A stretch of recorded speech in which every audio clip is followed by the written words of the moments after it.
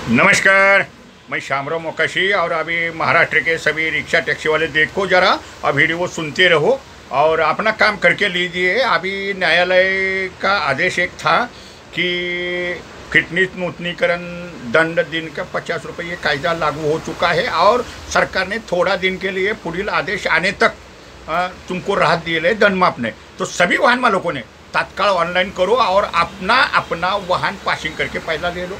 कभी भी दूसरा आदेश आएगा और उसमें आपको फिर 2016 से दंड भरना पड़ेगा। ये सभी लोग ने ध्यान में रख दीजिए। और जितने रिक्शा वाले हैं मुंबई के रिक्शा वाले, महाराष्ट्र में क्या सभी रिक्शा वाले, अभी परमिट भी जल्दी बंद होने वाला है। किसको किसको निकालना है ना, तो जल्दी परमिट निकालो। ये बेकारों की संख्या थोड़ी घट जाएगी। काम धंधा अभी दूसरा नहीं, नौकरी नहीं, तो ये भी सभी जन ने ध्यान में रख दीजिए। कभी भी परमिट बंद हो जाएगा, ये भी आप ध्यान में रख दीजिए। और मुंबई की जितने रिक्शा वाले हैं जो वसई विरार नालासोपारा रहते हैं और उनका परमिट मुंबई का है, वो आधार OTP से काम सब हो रहा है। और अपना परमिट खोटे पत्ते में गेला है कि आपने पहिला मुंबई में रहते थे और आता तुम्ही वसई विरार कल्याणला राहता आणि मग तो पत्ता तुमचा चुकीचा झालेला आहे आणि आधार OTPच्यामुळं हे तुमचे परमिट कॅन्सल होतील। तर प्रत्येकानं चेंज ऑफ ॲड्रेस NOC तात्काळ करा।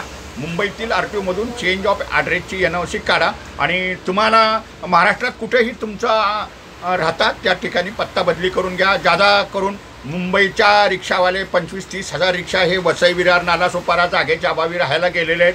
ते रिक्षा चालक म्हणतात आमचं कोण काय करते, आता तुमचं कोणच काय करणार नाही, हवालदार बी काय करणार नाही, गुरु बी काय करणार नाही। फक्त ऑनलाईन फंक्शनमुळं तुम्हाला धनानं दंड बसतील आणि आपले दंड कसे वाचवायचे हे तुम्हाला मूचवाले मोकाशी यूट्यूबच्या माध्यमातून सांगितलं जातं। प्रत्येकानं मूचवाले मोकाशी यूट्यूब बी पाहत राहा, शेअर करत राहा, लाईक करत राहा आणि कमेंट बी करत राहा, म्हणजे तुम्हाला त्यातली माहिती मिळत राहील आणि स्वतःची कामं स्वतःच करा। RTOला परमिट चालू आहेत, लायसन बिल्ले चालू आहेत, असे अजून कुठले बंद झालेले नाही।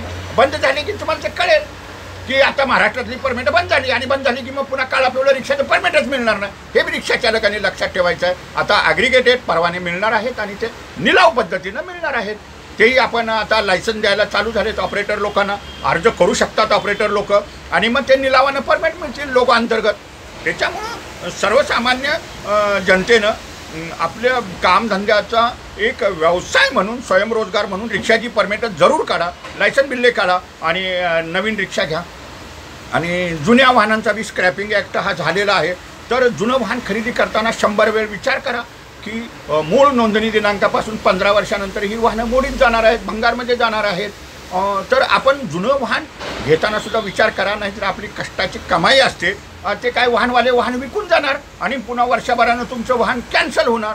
तर प्रत्येकानं जुनं वाहन खरेदी करताना विचार करा। आणखीन हे व्हिडिओ मूचवाले मोकाशी यूट्यूबचे व्हिडिओ पाहत राहा, शेअर करा।